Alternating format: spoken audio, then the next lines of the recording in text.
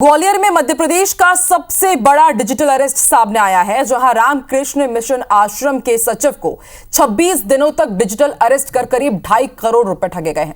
कैसे इस मामले को अंजाम दिया गया, कैसे डिजिटल अरेस्ट किया गया है, इस रिपोर्ट में देखिए।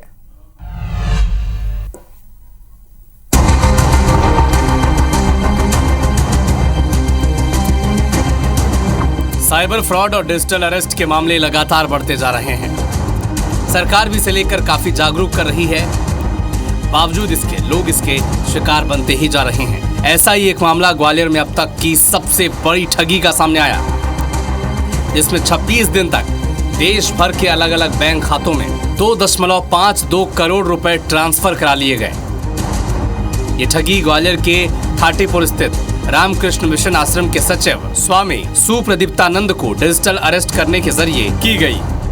उनका आधार कार्ड और उनके जो आश्रम का अकाउंट लिया उनने और बोला अगर आप हमें कोऑपरेट करेंगे तो हम आपकी मदद करेंगे, और उनको डरा धमका कर मतलब जो है उनके आश्रम का जो है डिटेल लेकर करीब उनके साथ जो है धोखाधड़ी करी है।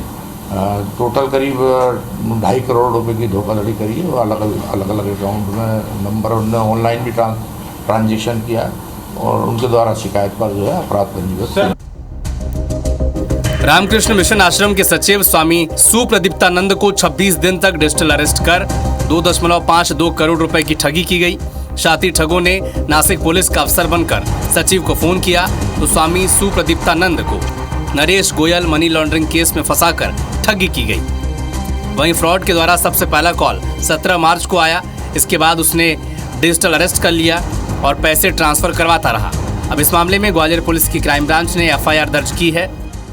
और उनको चूंकि वो विश्वास में दिला कर कि आप किसी को बताना मत, तो वो विश्वास में बने रहे कि मतलब किसी अपने ऊपर वाले को भी नहीं बताया, नीचे वालों को भी नहीं बताया, और उनको जो डिजिटल फ्रॉड वाले जो बदमाशी करते हैं उनको डरा धमका के मतलब ED का समन्स दिखाया, समन्स ऑनलाइन उनको समन्स भेज दिया, वारंट भेज दिया। इस प्रकार से मतलब डराते भी हैं जो साइबर फ्रॉडिस्ट होते हैं, और वो विश्वास में भी ले। स्वामी सुप्रदीप्तानंद को इसके बाद उन्हें धमकाया कि उनके नाम से कैनरा बैंक में खाता है, उसमें 20 करोड़ रुपए का अनैतिक लेन देन हुआ है।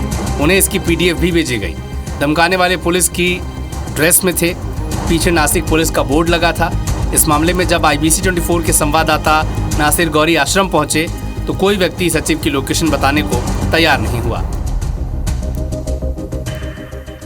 मध्य प्रदेश का अब तक का सबसे बड़ा डिजिटल अरेस्ट का मामला सामने आया है। डिजिटल अरेस्ट करके रखा गया है। रामकृष्ण आश्रम जो है थाटीपुर में, यहाँ के जो सेक्रेटरी हैं उनको अरेस्ट करके रखा गया, और उसके बाद 2 करोड़ 52 लाख रुपए की राशि उनसे ठगों ने ठग ली। और जैसा कि नासिक पुलिस का उन्होंने बताया, और उसके बाद उनको कहा कि वो मनी लॉन्ड्रिंग केस में उनको फंसा देंगे, यानी कि उनका नाम है नरेश के नाम से बताया, और उसके बाद उनको डराने की कोशिश की गई, और उसके बाद उनका बताया गया कि उनका कैनरा बैंक का जो खाता है उससे 20 करोड़ रुपए का अनैतिक लेन देन हुआ है। और उसके बाद आश्रम के जो सेक्रेटरी हैं उन्होंने पैसे दे दिए, और उसके बाद जब पैसे वापस नहीं लौटे और उसके बाद लगा कि वो ठगी का शिकार हुए, तो उन्होंने क्राइम ब्रांच पुलिस में इस मामले की शिकायत की है, और उसके बाद FIR दर्ज कर ली गई है। जिनके साथ ठगी हुई है स्वामी सुप्रियानंद जी हैं, उनसे बात करने की कोशिश करते हैं कि आखिर क्या स्थिति है महाराज जी की। ये वो आश्रम है जहाँ पर